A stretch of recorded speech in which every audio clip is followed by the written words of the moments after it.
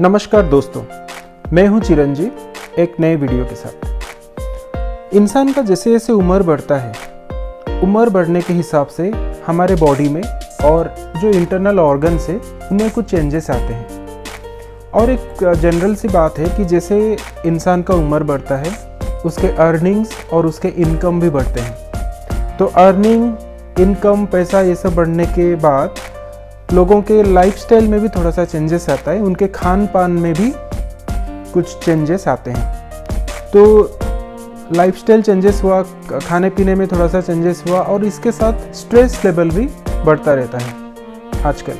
तो ये सब चीज़ें जैसे कि इंक्रीज स्ट्रेस लेवल हुआ और जो लाइफस्टाइल चेंजेस की वजह से और क्या चीज़ हो सकता है कि बीमारियों का खतरा भी बढ़ता है। तो दोस्तों, अगर हमको थोड़ा पहले ये पता चल सके कि हमारे बॉडी में क्या क्या चेंजेस होने वाला है या फिर हमारे बॉडी में आगे चल के कौन से बीमारियां आने वाला है, अगर थोड़ा सा हिंट या क्लू हमको मिल सके तो हम उसको प्रिवेंट कर सकते हैं। तो चलिए बात करते हैं इस वीडियो में मास्टर हेल्थ चेकअप के बारे में, या फिर जिसको हम लोग फुल बॉडी चेकअप बोलते हैं। इसमें क्या क्या बेसिक टेस्ट अवेलेबल है, जो टेस्ट हमारे बॉडी के बारे में कुछ इंडिकेशन देते हैं, कौन से वो टेस्ट है जिनको करवा के हम लोग ये जान सकते हैं कि हमारे बॉडी में आगे चल के क्या क्या बीमारियां होने वाले हैं और हम उसको कैसे प्रिवेंट कर सकें।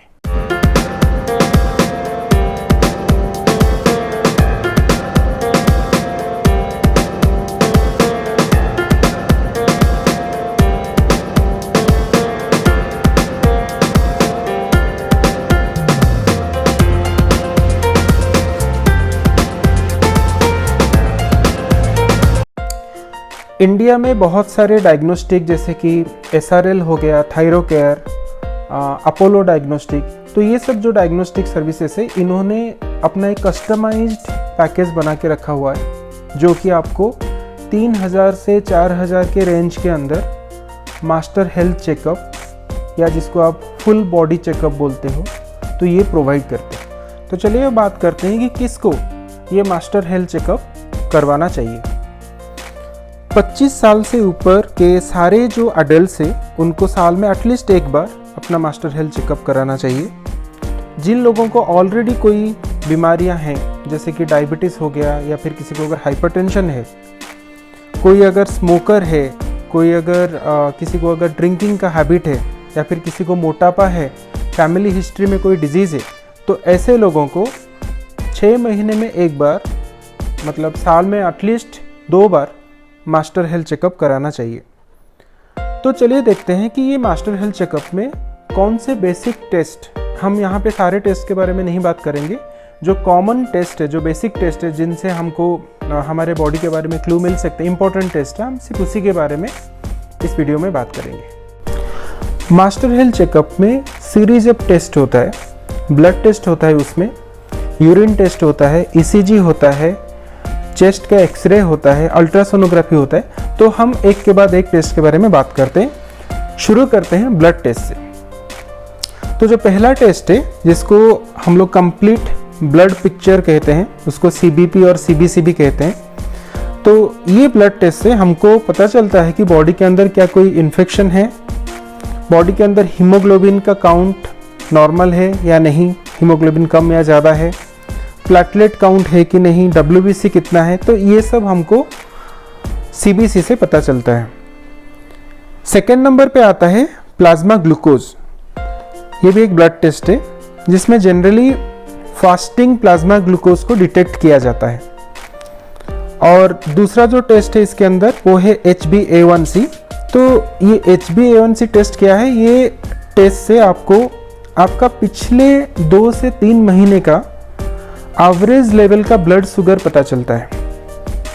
तो ये जो दोनों फास्टिंग ब्लड शुगर और HbA1c से अगर ये टेस्ट का जो रिजल्ट आता है वो अगर लिमिट से बाहर जाता है तो हमको पता चलता है कि ये कोई प्री डायबिटीज स्टेज है, या फिर पेशेंट ऑलरेडी डायबिटिक है, या फिर पेशेंट नॉर्मल है, इसमें से पता चलता है।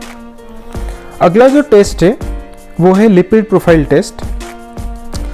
तो ये जो ब्लड टेस्ट में हमारे ब्लड कोलेस्ट्रॉल का पिक्चर मिलता है।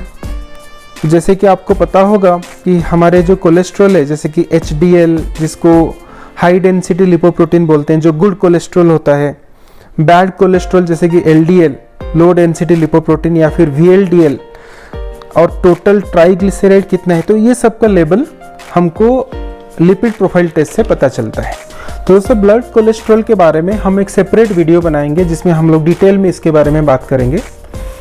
हमारे जो बॉडी में लीवर और किडनी है वो बहुत ही वाइटल ऑर्गन्स है, तो इनके फंक्शंस के बारे में जानना भी बहुत ज़रूरी होता है। तो चलिए बात करते हैं लीवर फंक्शन टेस्ट के बारे में। ये भी एक ब्लड टेस्ट है।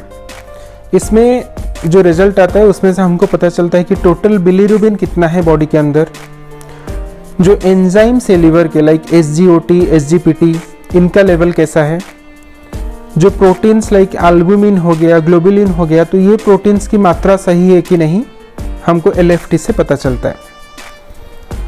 अगला टेस्ट है RFT, इसको रेनल फंक्शन टेस्ट बोलते हैं, कहीं कहीं ये KFT भी लिखा रहता है, kidney function test. Basically 2 important marker है इसका, जैसे कि सेरम यूरिया, सेरम क्रिएटिनिन, इनके लेवल से हमारा किडनी सही तरह से काम कर रहा है नहीं, हमको पता चलता है। प्लस हम लोग को यूरिक एसिड का लेवल भी यहाँ से पता चलता है, कितने यूरिक एसिड ब्लड में है। अगला जो टेस्ट है थायराइड प्रोफाइल टेस्ट बोलते हैं उसको। तो इसमें जो TSH यानी कि थायराइड स्टिमुलेटिंग हार्मोन, इसका लेवल हम लोग को पता लग सकता है। तो हमारे जो थायराइड ग्लैंड्स है वो सही तरह से काम कर रहे हैं कि नहीं, ये टेस्ट से हमको पता लगता है।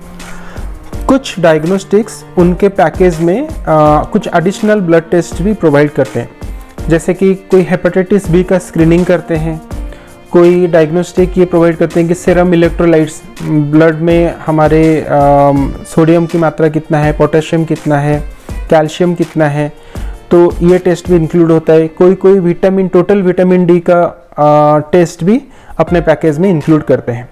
तो ये सब जो हमने अभी बात किया ये कॉमन ब्लड टेस्ट हो गए। अभी बात करते हैं कि यूरिन टेस्ट के बारे में। तो CUE यानी कि कंप्लीट यूरिन एग्जामिनेशन इसको बोलते हैं। तो यूरिन सैंपल आपको पहले एक कंटेनर में कलेक्ट करके यूरिन सैंपल आपको उनको हैंडओवर करना रहता है, जिसमें से उन लोग एनालाइज करके देखते हैं कि यूरिन में ग्लूकोज का मात्रा कितना है, यूरिन में कोई पस सेल है कि नहीं। अगर यूरिन में ज़्यादा पस सेल दिखाई देता है तो ये इंडिकेशन है कि कोई यूरिन इन्फेक्शन हुआ होगा, UTI जिसको बोलते हैं, यूरिनरी ट्रैक्ट इन्फेक्शन। यूरिन में अगर प्रोटीन आ रहा है तो अगर यूरिन में कहीं RBC आ रहा है, कुछ क्रिस्टल्स अगर आ रहे हैं, तो कभी कभी जब रेनल स्टोन वगैरह होता है तो यूरिन में कैल्शियम ऑक्जेलेट क्रिस्टल भी दिखाई देता है। तो ये सब इंडिकेटर है कि यूरिन में कुछ अबनॉर्मलिटी है या नहीं, हमको यूरिन टेस्ट से पता चलता है। तो ये तो हमने जान लिया यूरिन टेस्ट और ब्लड टेस्ट के बारे में। इसको छोड़ के चेस्ट एक्सरे भी होता है। तो चेस्ट एक्सरे में हम लोग हमारे लंग्स और हार्ट के जो पोजीशन है उसको हम लोग देखते हैं, और उनके स्ट्रक्चर में कुछ अबनॉर्मलिटी है कि नहीं, चेस्ट एक्सरे से पता चलता है।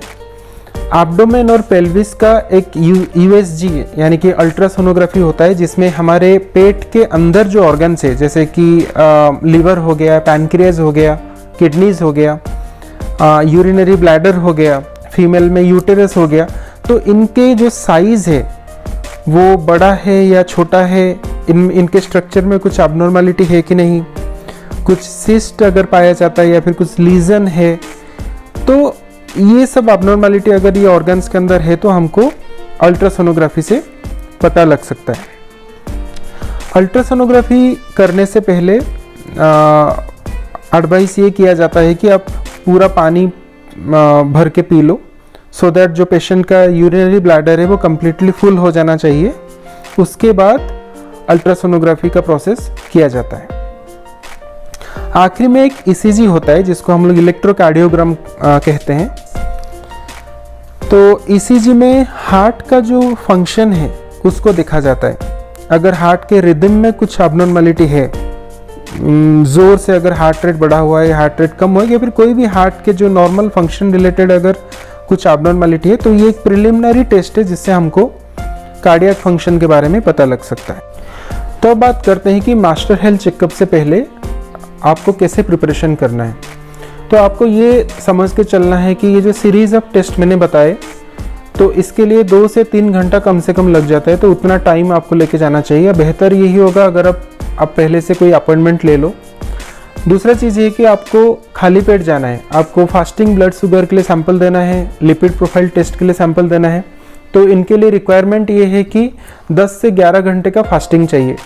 तो अगर आप प्लान कर रहे हो कि 8:30 मॉर्निंग में आप आपका ब्लड सैंपल देने जा रहे हो, तो आप ध्यान रखिए कि उसके पहले वाले दिन रात को जो डिनर है आप 9 से 9:30 के बीच में आप डिनर को फिनिश कर दीजिए। और उसके बाद ना तो आपको कुछ चाय वगैरह पीना है, ना तो कुछ खाना है। और मॉर्निंग 8:30 को आप अगर सैंपल दे रहे हो तो आप आराम से 10 से 11 घंटे का जो फास्टिंग पीरियड है आप उसको मेंटेन कर रहे हो। एक्सरे जो है वो प्रेग्नेंट लेडीज़ के लिए हार्मफुल है। तो अगर कोई पेशेंट, कोई फीमेल पेशेंट अगर प्रेग्नेंट है तो उनको खुद से जाके डॉक्टर को या फिर मेडिकल स्टाफ को इन्फॉर्म करना चाहिए उनके प्रेगनेंसी के बारे में। तो ये सारे टेस्ट के जो रिपोर्ट्स है वो आपको सेम डे इवनिंग तक मिल जाता है, नहीं तो मैक्सिमम नेक्स्ट डे वो सारे रिपोर्ट्स अवेलेबल हो जाता है। तो ये सारे रिपोर्ट्स को कलेक्ट करके आपको कोई डॉक्टर के पास जाना चाहिए। डॉक्टर वो रिपोर्ट्स को देख के आपको बताते हैं कि क्या नॉर्मल है, क्या नॉर्मल नहीं है, और आगे फिर उनके एडवाइस को आपको फॉलो करना चाहिए। तो दोस्तों ये था वीडियो मास्टर हेल्थ चेकअप या फिर फुल बॉडी चेकअप के बारे में, और इसका इम्पोर्टेंस क्या है आपने जान लिया है, और ये किसको करना चाहिए, कैसे होता है, इसके बारे में आपने ब्रीफली जान लिया। तो अगर ये वीडियो आपको पसंद आता है तो आप प्लीज़ इसको लाइक कीजिए, आपके दोस्तों के साथ शेयर कीजिए, और अब तक अगर आपने मेरे चैनल को सब्सक्राइब नहीं किया है तो प्लीज़ इसको सब्सक्राइब कर दीजिए। Thank you for watching.